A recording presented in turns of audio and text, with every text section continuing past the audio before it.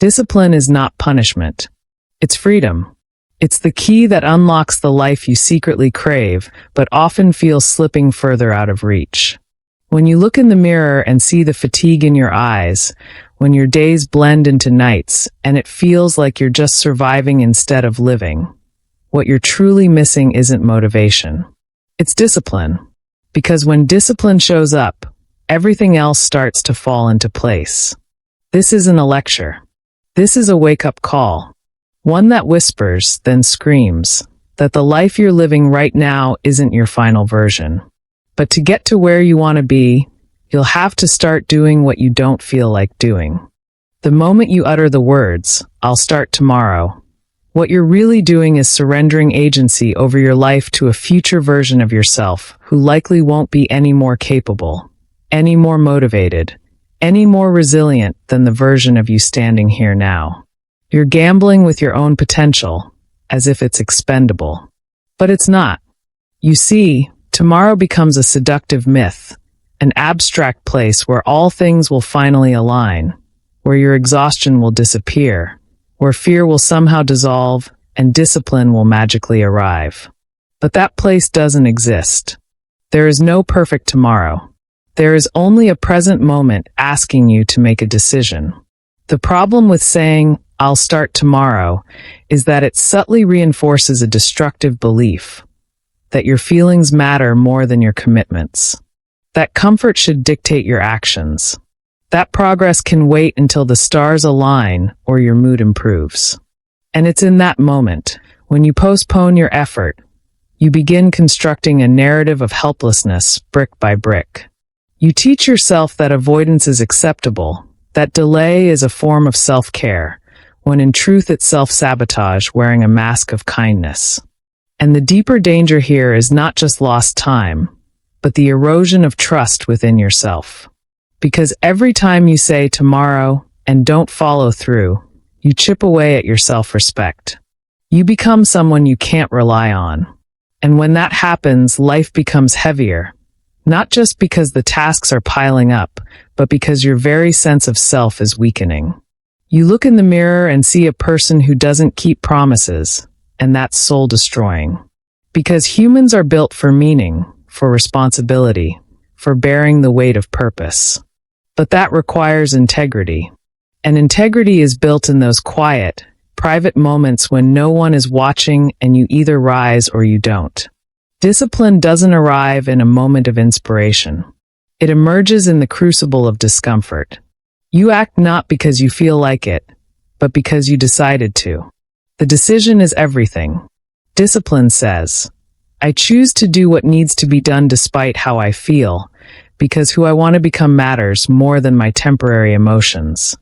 It's the willingness to be uncomfortable now in exchange for peace later. That's the trade. And the longer you postpone it, the longer you live with that haunting, hollow ache of unlived potential. You have to understand, when you delay action, you're not standing still. You're drifting. And the tide doesn't carry you toward your goals. It carries you away from them. Life doesn't pause while you gather courage. It moves. And the longer you wait, the further you drift from the version of yourself that could have been built by showing up today. So the question is not, can I do this? It's, am I willing to stop betraying myself, one excuse at a time? And that brings us to structure, something so many resist because they associate it with rigidity, with loss of freedom, with some kind of sterile routine that kills spontaneity. But they couldn't be more wrong. Structure is not your enemy. It's your sanctuary. Chaos, mental, emotional, relational chaos, thrives in the absence of structure. And so many people feel lost not because they lack talent, not because they're lazy, but because their lives have no shape. Their time is unguarded, their priorities are undefined, and their habits are left to chance. That's not freedom. That's entropy. When you impose structure on your day, you are not imprisoning yourself. You are protecting your highest values. A routine isn't a jail cell. It's a declaration. This is who I am. This is what I stand for. This is how I will use my finite time on this earth. That kind of intentionality does something to your psyche. It tells the primitive, scattered parts of your brain that you're in control now. It silences the chaos just enough for clarity to surface. And with clarity comes momentum. A structured life is not a rigid life. It's an aligned one. You don't have to fill every second with tasks, but the moments that matter, your mornings, your evenings, your time for reflection, for movement, for connection, those need anchors. Otherwise, you drift.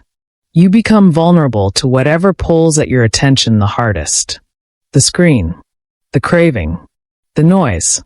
And soon, your life starts to feel like it belongs to everyone else but you. There's a kind of spiritual and psychological exhaustion that sets in when you live reactively. Always chasing, always scrambling, always late. And that fatigue doesn't come from doing too much. It comes from doing the wrong things, in the wrong way, at the wrong time. Structure restores order. And with order comes strength. You can't face the storms of life if your internal world is scattered, if your routines are dictated by mood, if your priorities are vague and shifting. And let me tell you, nothing undermines your confidence more than being at the mercy of your impulses. Structure disciplines those impulses. It teaches you to manage yourself instead of being managed by fleeting urges. It gives you stability when the world shakes you, when life hurts you, when people leave.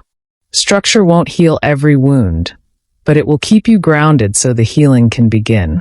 Because when your days have rhythm, your mind has room to think. When your actions are ordered, your identity has a foundation. And from that foundation, you can build something remarkable. There is a moment small, nearly invisible to the outside world, when you feel the weight of anger rise, or the craving to speak in bitterness, or the ache of loneliness pull at your chest. It's in that moment that your emotional character is revealed. Not when you're praised, not when everything is going well, but when things are hard, when you are tired, when someone disappoints you, when your patience is gone. That's when your real self steps forward. And this is where discipline intersects with emotional maturity. Emotional discipline is not the absence of feeling. It's not a numb suppression of human experience. It's quite the opposite. It's the courageous willingness to feel deeply, to suffer honestly, and yet remain sovereign over your behavior. That is the real test of adulthood. Anyone can lash out. Anyone can wallow in self-pity or manipulate through guilt. That's not strength. That's chaos disguised as expression. True emotional maturity means you take the blow, you feel the storm within you, and you still choose to act in alignment with your values. It means you refuse to become the very thing that wounded you. We live in a culture that tells you to let it all out, to express everything the moment it arises, as if every emotion is entitled to full control over your actions. But that's an incredibly dangerous and naive philosophy. Because emotions, particularly negative ones, are volatile. They're useful signals, yes, but they are not always accurate. They're not wise. They don't always want what's best for you. Sometimes your emotions are reacting to old wounds, to fears that have no place in the present moment. And if you give them unchecked authority, you let the most wounded parts of yourself run the show. Discipline teaches you to slow down the reactivity, to pause, to examine, to ask yourself, is this action going to build the future I want? Is this who I want to become in response to pain? And that is not easy. In fact, it is brutally hard. It requires inner strength to forgive when it would feel better to retaliate. It takes humility to listen when you'd rather defend. It demands patience to remain kind when you're being met with indifference or cruelty. But it is precisely in these moments, when doing the right thing costs you comfort, that you begin to earn self-respect. That is how character is forged. If you want to grow, really grow, you must stop avoiding discomfort. There is no path to transformation that does not pass through pain. And pain, when faced with courage, becomes your teacher. Discipline in your emotional life is the act of saying, I will not let this pain dictate who I become. You don't deny the feeling. You recognize it, You sit with it, and then you respond in a way that serves the best possible version of yourself. That's power. That's integrity. That's how you begin to transcend your old limitations. And the reason most people fail at change is because they are waiting to feel motivated. They are waiting for some internal emotional burst to carry them through. But motivation is a liar. It shows up when it wants to, and it leaves when things get uncomfortable. If your life is built on the foundation of motivation, you will live in cycles, starting, stopping, crashing, restarting. That is a recipe for constant failure and self-doubt. You must understand, discipline is what remains when motivation disappears. It's the force that takes over when the excitement wears off. And it will wear off. In the beginning, you are driven by the novelty of change, the illusion of a new you just around the corner. But eventually, the reality of work sets in. The early mornings, the sacrifices, the boredom, the grind. And this is the moment most people quit. Not because they're incapable, but because they expected to feel inspired all the time. But greatness does not come from inspiration. It comes from consistency, from repetition, from the quiet, thankless decision to show up again and again, even when no one is watching, even when no one is applauding. Discipline says, I will do this because I decided to do this. Not because it feels good. Not because it's fun. Because it's right. And here's something people don't want to hear. If you keep quitting, it's because you've trained yourself to obey your emotions. If you only act when you feel like it, you are no different than a child. Adulthood means acting according to principle, not preference. It means deciding what matters, and then organizing your life around that commitment, regardless of how you feel in any given moment. Think about it. If you brush your teeth only when you feel like it, your health deteriorates. If you apologize only when it's easy, your relationships fall apart. If you work only when inspired, you produce nothing of value. Everything that makes life meaningful requires a level of discipline that transcends mood. And every time you practice that, you're not just building good habits, you're sculpting a new identity. You are becoming the kind of person who does what needs to be done, period. You're training your nervous system to tolerate discomfort. You're teaching your brain to delay gratification. You're developing the psychological muscle to override impulses and make decisions based on vision, not urges. That is the essence of transformation. That is how you stop living reactively and start living intentionally. Discipline is not a punishment. It's an invitation to rise, to build, to evolve. To stop waiting and start becoming. There is a fundamental truth that we avoid because it's uncomfortable. Self-respect isn't something you're born with. It isn't something you can fake either. You can tell yourself you're enough. You can repeat affirmations in the mirror. You can read every self-help book that tells you to love yourself unconditionally. But deep down, you know when you haven't earned your own respect. You know when you've taken the easy way out. You know when you've broken the promises you made to yourself in the quiet of your own mind. And that knowledge eats away at you slowly. That's why you feel restless. That's why you feel ashamed, even when no one's accusing you. That's why you keep seeking external validation, because internally, you're standing on unstable ground. Self-respect is the natural consequence of discipline. It emerges when you sacrifice immediate pleasure for long-term integrity. When you wake up early even though you want to sleep. When you exercise when you feel lazy. When you hold your tongue instead of speaking out in anger.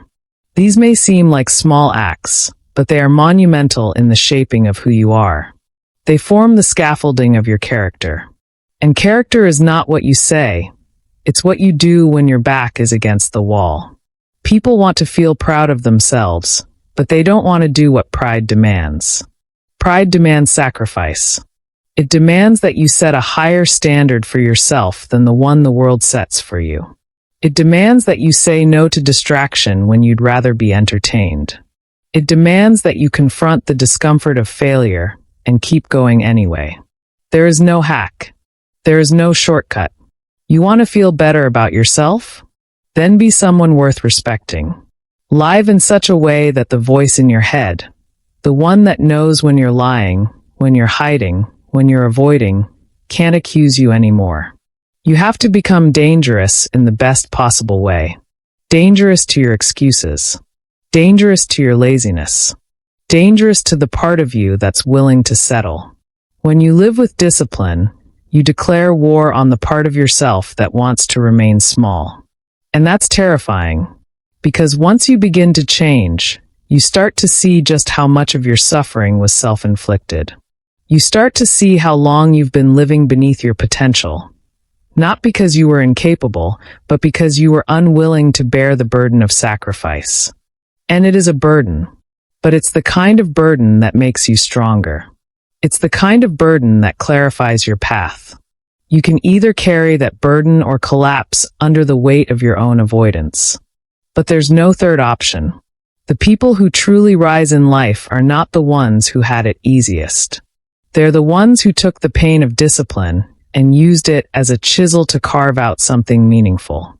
You sacrifice comfort for competence. You sacrifice convenience for consistency. You sacrifice short-term relief for long-term transformation. And each time you do, you take back a piece of yourself from the chaos. You earn the right to stand tall. You earn the right to say, "This is who I am," without flinching. That is where confidence is born, from the inner knowing that you've done the hard thing over and over again when no one was watching. Now consider how this same principle applies in your relationships. People often think that love means giving endlessly, forgiving endlessly, tolerating endlessly. But love without boundaries isn't love, it's self-abandonment. Discipline in your emotional life doesn't stop at self-regulation. It extends into how you engage with others. Because your relationships are a mirror of your standards. If you don't know where your lines are, if you don't know what you will and will not accept, then you invite chaos. You attract mistreatment not because you want it, but because you've never clearly said no to it. Boundaries are not about being cold or distant. They are about preserving dignity, yours and others. When you have discipline in your relationships, you stop trying to be liked and start trying to be respected. You don't sacrifice your self-worth just to keep the peace. You speak truth even when your voice shakes. You walk away from disrespect even when you're afraid of being alone. That's strength. That's maturity. And that's what creates relationships built on mutual value, not manipulation or need. You can't love fully if your love costs you your self-respect. Real love flourishes within the structure of standards. Standards for how you're spoken to. Standards for how your time is honored. Standards for emotional reciprocity. And these standards are upheld not by ultimatums, but by discipline. The discipline to walk away when necessary.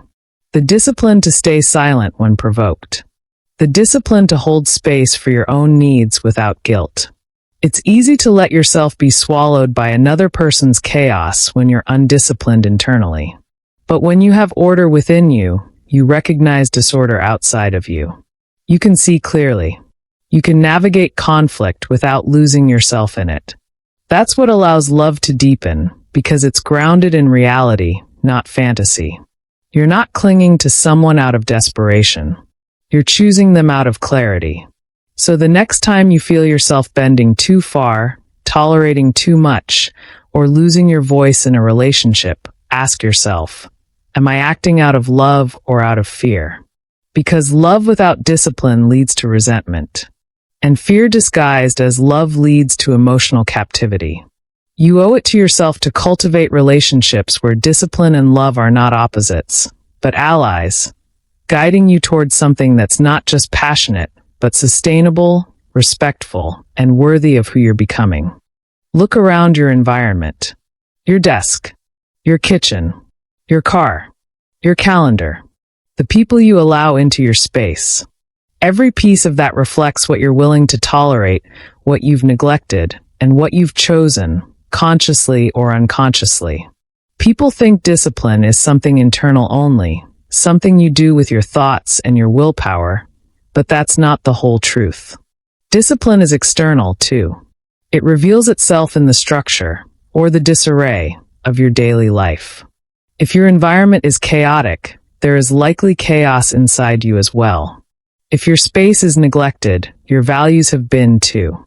The way you arrange your life tells a story about what you believe you deserve. That messy room? That procrastinated task? That neglected body? It's not just poor organization, it's a symptom of something deeper. It's resignation. It's the quiet, aching whisper that says, why bother? It's the loss of vision. And here's the tragic part. The longer you live in disarray, the more you internalize it. It becomes your normal. You stop seeing the mess because it blends into your identity. And the real danger there isn't the physical clutter. It's the erosion of your sense of control. Your belief in your own agency shrinks with every ignored responsibility. Now think about what happens when you start putting things in order. Not just cleaning up, but taking responsibility. You set your alarm and get out of bed when it rings. You structure your time. You budget your spending. You prepare your meals instead of living out of packages and apps. These things might seem trivial, almost laughably simple. But they're not. They're sacred. Because what they represent is a shift from passivity to power. You're not letting life just happen to you anymore. You're asserting that you are the kind of person who takes ownership. And that belief, once it takes root, transforms everything. You begin to see yourself differently. Not as a victim of circumstance, not as someone who's trying to get it together, but as someone who has decided to live with intention. And that decision is no small thing. It's revolutionary. Because now, instead of being tossed around by every wave of emotion, every whim of desire, you are anchored by discipline. You're moving forward not because life is easy, but because you've chosen to take responsibility for what you can control, even when everything else feels out of reach. Your environment is the training ground for your identity. When you put your house in order, you put your life in order. You create a space where you can think, where you can work, where you can rest, and most importantly, where you can believe in yourself again. That's not a luxury. That's a necessity. Because clarity doesn't come from chaos. It comes from structure. And in that structure, you find the freedom to actually build something meaningful, something lasting, something worthy of who you are. And once you've built even a sliver of order, you can begin to ask the most important question of all. What kind of future am I moving toward? Because here's the truth that most people spend their lives avoiding. You are responsible for your future. Not your parents. Not your past. Not your boss or your partner or your childhood trauma. You. And if you keep waiting for someone to come save you, to give you permission to fix the damage, then you will wait your life away. That's the hard truth. No one is coming to rescue you. But that's also the liberating truth. Because it means you don't have to wait anymore. You already have everything you need to begin. You have your mind, your time, your breath, and your ability to choose. That's enough. That's where every transformation begins. Discipline is the bridge between who you are and who you could be. It's the daily, often boring, often painful process of aligning your behavior with your values. It's refusing to be ruled by impulse or fear. It's saying, this is where I'm going, and then walking in that direction, even when it's uphill, even when no one applauds you, even when you feel like giving up. Especially then, because that's when it matters. You want to build a future worth living in? Then stop outsourcing the responsibility for it. Stop blaming. Stop waiting. Take the reins. Decide what kind of person you want to be 5 years from now, and then start acting like that person today. Because you're not going to magically become disciplined, or successful, or wise, or loving in some distant future if you're not practicing those things now. Who you become is shaped by what you tolerate, what you allow to slide, what you excuse, and what you confront. The life you want doesn't arrive by luck. It's built brick by brick through disciplined choices, through uncomfortable actions, through thousands of moments where you choose what's right over what's easy. And yes, that's exhausting. But so is regret. So is waking up in 10 years with the crushing realization that you settled for less. Not because you had to, but because you didn't choose differently when it counted. You can either live at the mercy of your past or become the architect of your future. That is the crossroads you stand at every day. And no one else can make that decision for you. You are the author. The pen is in your hand. The question is, what will you write? Discipline is not the enemy of joy. It's the path to it. It's not a cage, it's a compass. If you're tired of drifting through life, of waking up with regret and going to bed with anxiety, then let discipline be the anchor that grounds you, the fire that fuels you, and the armor that protects you. Now it's your turn. What's one area in your life where you know discipline could change everything? Share it in the comments. We read every one. If this message stirred something in you, hit like, share this with someone who needs it, and subscribe for more life-changing insights. And if there's a topic you want us to tackle next, drop it below. We're building this journey with you. This isn't just a channel. It's a movement. One choice. One habit. One disciplined decision at a time.